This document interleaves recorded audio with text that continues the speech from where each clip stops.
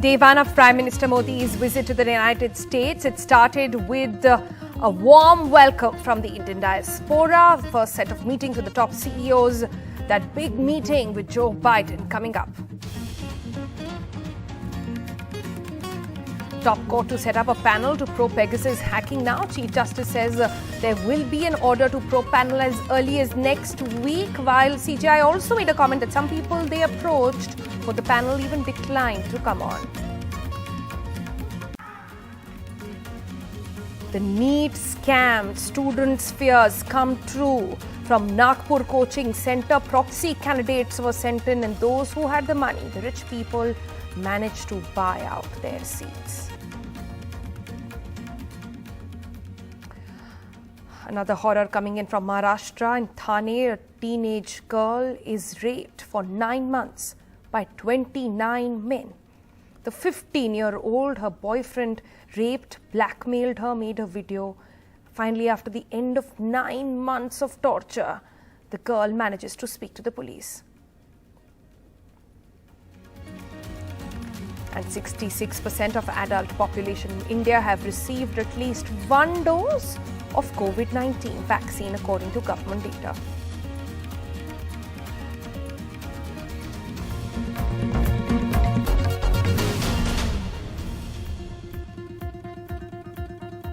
Hello and welcome. You're watching NDTV 24/7. I'm Sonal Mehrotra Kapoor. Let's begin with that big high-profile meeting that the Prime Minister is in United States for.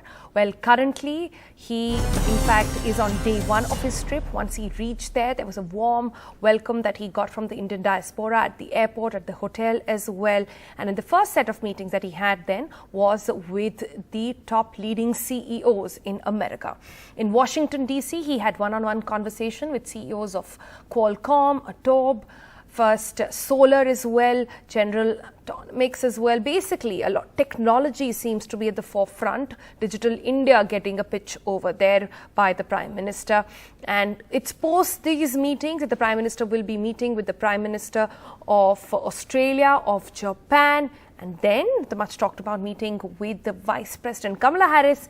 And of course, the climax of that will be, the highlight of that will be his one-on-one with Joe Biden. Well, education is the basis of everything. I mean, we are in the intellectual property business in Adobe, and so for us, our biggest asset is our people. So anything that happens with respect to encouraging education, having digital literacy, I think only helps Adobe. And we always go where the talent is all across the world. And so we're very supportive of more emphasis and interest in education. We're so proud of our partnership with India. We've been in India for 26 years. We have over 12,000 employees in advanced R&D. We do a lot of our chips. We're talking about incredible opportunity to advance the industry, not only domestically in India, but India as an export of technology as we think about the digital transformation enabled by 5G combined with the design in India. Very pleased with the conversations, and we're very, very happy. The Prime Minister being received by senior officials of the Biden administration and India's envoy to the US in Washington, as well as Indian Americans.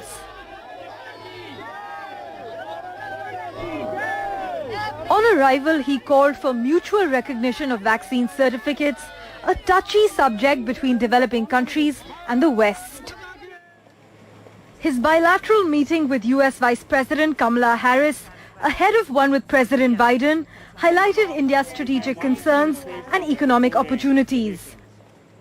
Ahead of his meeting, the White House ruled out India or Japan being included in the new security grouping AUKUS, with only Australia, the UK and the United States.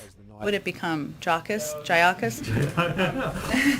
The announcement of AUKUS last week was not meant to be an indication, and I think this is a message the President also sent to to Macron, that there's no one else who will be involved in security in the Indo-Pacific. The Prime Minister held one-on-one meetings with 5 American CEOs, 2 of them Indian Americans, Shantanu Narayan from Adobe and Vivek Lal from General Atomics. The 3 others being from Qualcomm, First Solar and Blackstone. Their businesses reflecting India's priorities, from state-of-the-art military drones to 5G and solar power.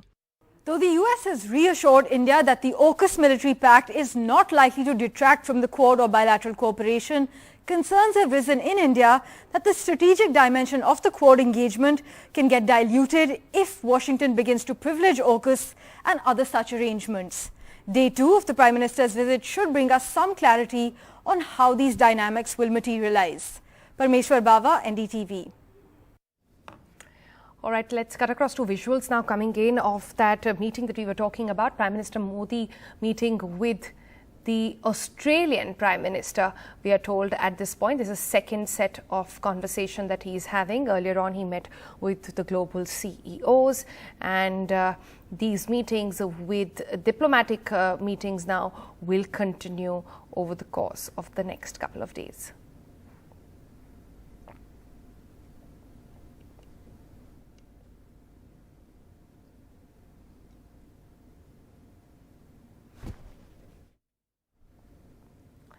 Meanwhile, back home, India's top court said that they will be forming an expert committee very soon to inquire into the alleged use of Pegasus spyware to snoop the phones of politicians, activists, journalists, and even legal heads of the country. Now, the Supreme Court will set up this committee to inquire into the row. The Chief Justice of India, looking into the matter, said that he will be passing in interim orders on this as early as next week. 10 days ago, in its hearing on the Pegasus spyware scandal, the Supreme Court had repeatedly pressed the government to file an affidavit explaining whether a government agency had authorized the use of Pegasus for interception. The government had refused, citing security reasons, and had said it is offering to set up a committee to probe the issue. Now there will be a committee, but set up by the court, not the government. The Chief Justice of India has said, "We wanted to pass an order before this week. Some members we considered declined to be part of the panel. There is a delay in orders as some members declined for personal reasons. We will try to pass an order next week." The court's decision comes on the basis of a petition filed by senior editors and public figures. One of them, former Finance Minister and Trinamool leader Yashwant Sinha, told NDTV, "I am very happy with the decision of the Supreme Court. I hope that they will fulfill their duties and come to the right conclusion based on facts." Some say this is a setback to the centre, which will have no say in the appointments of the members of this committee, but that the government will not have to file an affidavit. The centre, which avoided a debate in Parliament on the Pegasus controversy by calling it a non-serious issue and also refused to file an affidavit in the Supreme Court, will now finally have to give answers to a committee appointed by the top court. In New Delhi with camera person Sushil Rathi, this is Sukirti Dwivedi for NDTV. To West Bengal now, where chaos emerged at the Kalighat area just meters away from Chief Minister's office, where the BJP's New Bengal chief, well, there was again a run-in that he had with the police. There was apparently a dharna which was being held there, and again the police came in and tried to stop that. It was so close for comfort of Chief Minister's security. हमारे जो Magrahat south के जो candidate थे मानसदा, वो जिस दिन counting चल रहा था उसी दिन उनको मारा गया, पीटा गया, और इतनी दिनों के लड़ाई के बाद उन्होंने अपना दम तोड़ दिया। आज उनके पार्थिव शरीर को ले जाके हम पूछना चाहते थे, और उनके परिवार के उनके दो बेटियां थी हमारे साथ, वो पूछना चाहती थी ममता बनर्जी से कि दीदी आखिर कब आप रोकेंगे। उस समय मेरे साथ, अर्जुन सिंह के साथ जिस तरीके का व्यवहार किया गया, ये डेमोक्रेसी के लिए एक थ्रेट परसेप्शन है, मुझे ऐसा लगता है। All right, from West Bengal to Punjab now, where news coming in that the new Chief Minister of Punjab, Mr. Channi, met with Rahul Gandhi in the capital, and this was to finalize the cabinet details on this. Ghazali joins us for the very latest. Ghazali, so it looks like as of this point that the Congress leadership, at least the Gandhi siblings, seem to be firmly in control of their party, at least this new leadership, and all decisions then going via them. Yeah, certainly after the replacement of Chief Minister, we saw that it was a stamped decision of the Gandhi siblings. And now, since in the last 4.5 years, there was least intervention of the High Command. So in the rest of these 3-4 months before the poll court kicks in Punjab, the High Command wants to ensure that they have an eye on each and every decision. And that is why Mr. Channi, who had to expand his cabinet because he has got less than over 3 months to work on the pre-poll promises or the 18-point agenda, and that is why he has gone to meet the party high command to finalize the name of the cabinet ministers.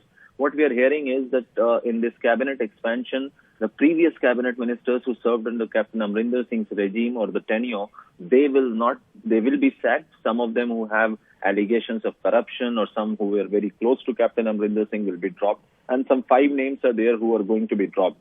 But all eyes are on will be who all are going to be inducted in the new cabinet, because again the party high command will have to negotiate or will have to ensure that there is proper representation of every community, because ahead of polls now they won't like to have any sort of dispute or anger any other MLA or have any sort of factionalism in the party, because this is exactly what they had expected when they replaced the chief minister. All right, Ghazali, leaving it there for the moment. So these conversations will continue. We'll come back to you as and when we know more. Meanwhile, talking about Punjab, the other big news from there was that Mrs. Sidhu hit out at Captain Amrinder Singh, saying if Navjot Sidhu is a danger, then why don't you just arrest him? ਇਹਦਾ ਮਤਲਬ ਤੁਸੀਂ ਸਵਾਲ ਚੁੱਕ ਰਹੇ ਹੋ ਮੋਦੀ ਤੇ ਅਮਿਤ ਸ਼ਾਹ ਤੇ national security ਨੂੰ ਜਿਹੜਾ ਬੰਦਾ ਉਹ ਕਰਦਾ ਹੈ ਤਾਂ ਅੰਦਰ ਕਰੋ ਤੁਸੀਂ ਇਮੀਡੀਏਟਲੀ ਅੰਦਰ ਕਰੋ ਜੋ ਥ੍ਰੈਟ ਹੈ ਨੈਸ਼ਨਲ ਸਿਕਿਉਰਿਟੀ ਨੂੰ ਉਹਨੂੰ ਬਾਹਰ ਕਿਉਂ ਰੱਖਿਆ ਉਹਨੂੰ ਆਪਣੇ ਨਾਲ ਕਿਉਂ ਬਿਠਾਇਆ ਉਹਨੂੰ ਮੰਤਰਾਲੇ 'ਚ ਕਿਉਂ ਰੱਖਿਆ ਉਹਨੂੰ ਆਪਣੀ ਪਾਰਟੀ 'ਚ ਕਿਉਂ ਰੱਖਿਆ ਉਹਨੂੰ ਜੇਲ੍ਹ 'ਚ ਕਿਉਂ ਬੰਦ ਨਹੀਂ ਕੀਤਾ ਸੋ ਸਗੋਂ ਮੈਂ ਕਹਿੰਦੀ ਹਾਂ ਕਿ ਇਮੀਡੀਏਟਲੀ ਲੈਟਰ ਲਿਖ ਦੇ ਅਮਿਤ ਸ਼ਾਹ ਜੀ ਨੂੰ ਹੁਣ ਵੀ ਲਿਖਣ 'ਚ ਉਹਨਾਂ ਕੋਲ ਕੋਈ ਪ੍ਰੂਫ ਹੈ ਐਂਡ ਅਮਿਤ ਸ਼ਾਹ ਜੀ ਨੂੰ ਰਿਕੁਐਸਟ ਕਰਨ ਵੀ ਭਾਈ ਇਮੀਡੀਏਟਲੀ ਬੰਦੇ ਨੂੰ ਅੰਦਰ ਕਰੋ ਉਹਨੇ ਐਂਟੀ ਨੈਸ਼ਨਲ ਕੰਮ ਕੀਤਾ In other news, IIT Bombay is the best institute in India for career-focused students, according to the 2022 QS Graduate Employability Ranking released on Thursday. Now, the institute moved up to 101 to 110 group from 111 to 120 group. That was back in 2020. Now, according to over 50,000 employers surveyed by QS, IIT Bombay produced the highest, India's highest caliber of graduates, and it achieves the nation's leading score for QS's employer reputation indicator as well. Meanwhile, 13 months and 21 days after rifleman Shakir Manzoor was killed, the fallen soldier was given a final salute, and his burial with military honours gave his father as well. And Manzoor Ahmed, whose closure has come in after a year-long search to find the body of his missing son. A ceremonial farewell for a fallen soldier. 13 months after he was abducted and killed by terrorists, rifleman Shakir Manzoor was laid to rest a day after his body was recovered in Kulgam area. It ends a painful search by his father Manzoor Ahmed Wage, made worse by official apathy and distrust. Wage told a senior army commander that officials suspected his missing soldier's son may have joined militancy.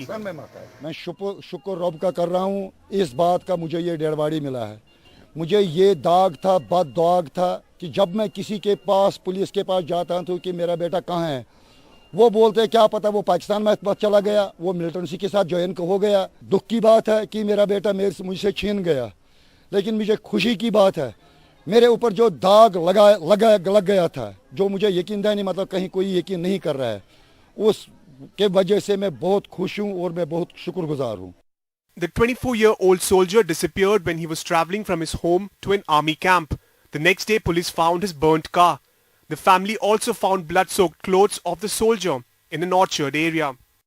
An audio clip on social media had terrorists claiming responsibility and refusing to hand over his body in retaliation for a government policy of not handing over bodies of local militants to their families.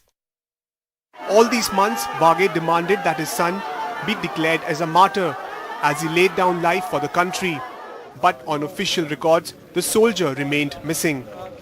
Well, last rites of fallen soldier with full military honours gave Manzoor Ahmed Wage a closure after painful searches for 13 months.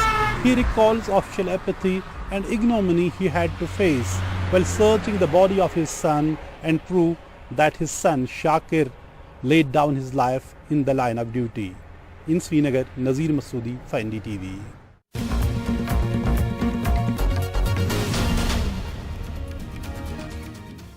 Welcome back. Now, the biggest heroin haul or drug haul in the country that has been talked about in recent history, 3,000 kgs of heroin. There has been various twists and turns to that story, a story that starts from Afghanistan, has a Gujarat and a Tamil Nadu angle and might just end up in Delhi as well. Here are the details. This is the apartment complex just outside Chennai, where the couple who had imported a 40-ton consignment that smuggled 3 tons of heroin lived. Officials of the Directorate of Revenue Intelligence had taken them to Delhi, where they were arrested on Monday. The couple Durgapurna Vaishali and Machavaram Sudhakar lived in this apartment behind me on the first floor, around 20 kilometers from Chennai at neighboring Kanchipuram district. Neighbors don't have much information. They call the couple a mystery couple. Revenue intelligence authorities say they're trying to retrieve information from the devices they secured from the couple. The couple,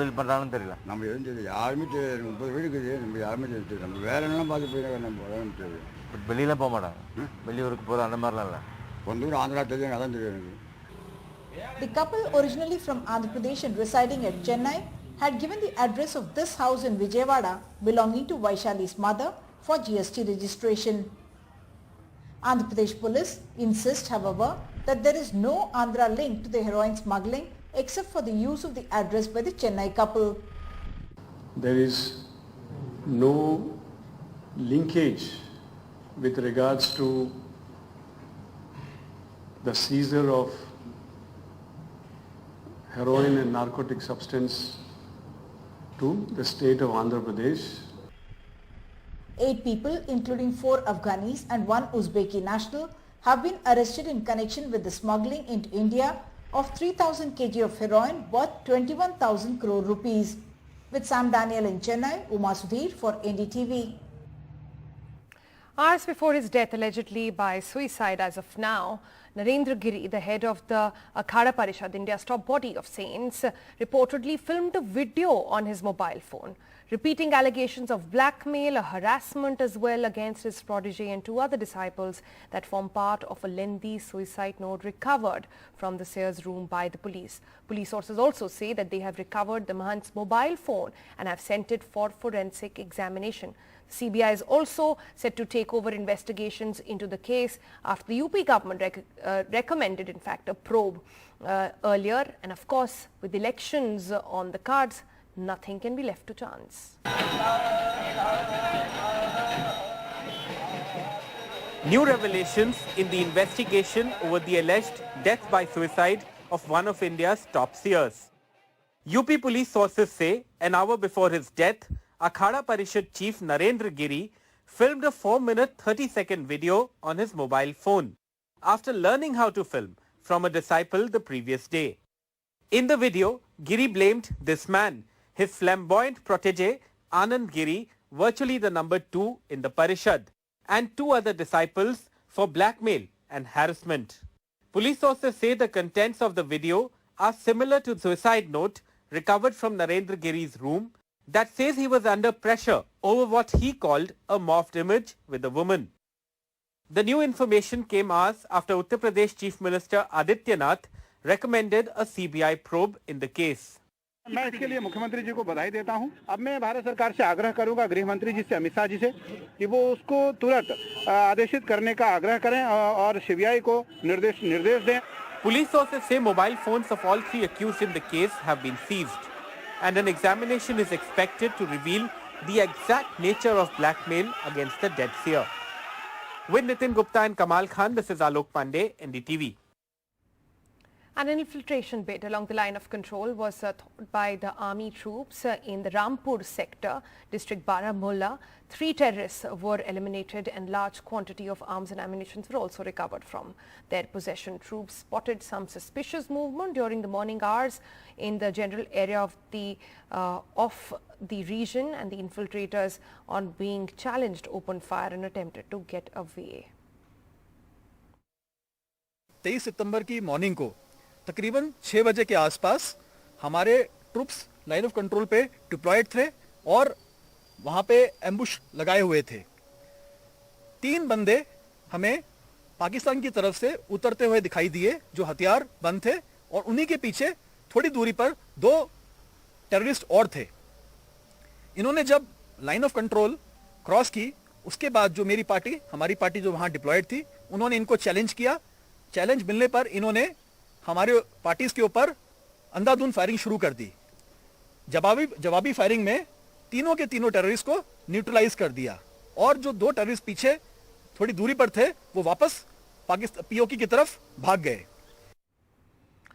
Now, the BJP government in Karnataka would hope it has notified those who protested against the demolition of the temple in Mysuru district with the passing in assembly of a bill that would stop similar demolitions happening in the future.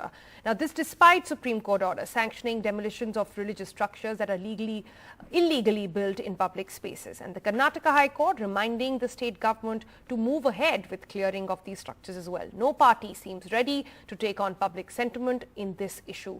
Maya Sharma explores. This demolition in Mysuru district earlier this month followed the letter of the law.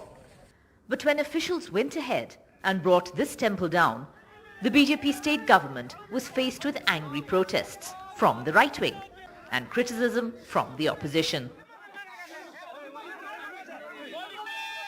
What followed? A bill to prevent such demolitions, tabled and quickly passed. The law that has been passed by Karnataka government is contrary to the decision of the Supreme Court. The present law that has come into force, that has been brought into force by all the parties participating in it and trying to support such kind of law, demonstrates that it is less to do with law and more to do with political expediency. The BJP had been stung by the protests and insists the new law is legitimate. We are pro-Hindu party. People have protested against us. Of course, we are not blaming the officers. They are doing their duty as per the direction of the court orders. But they should have taken the stock with the people. No party objected to the new bill. This bill is just a drama.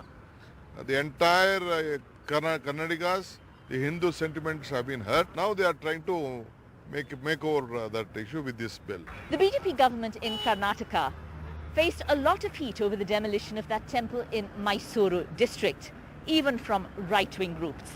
Although the demolition was done according to court guidelines. No party really objected to the passage of that bill in the assembly to protect such structures going ahead. It's just such a sensitive subject. With JM Kumar, Maya Sharma in Bengaluru for NDTV. Well, that's all we could pack in this edition from the team. Thanks for watching.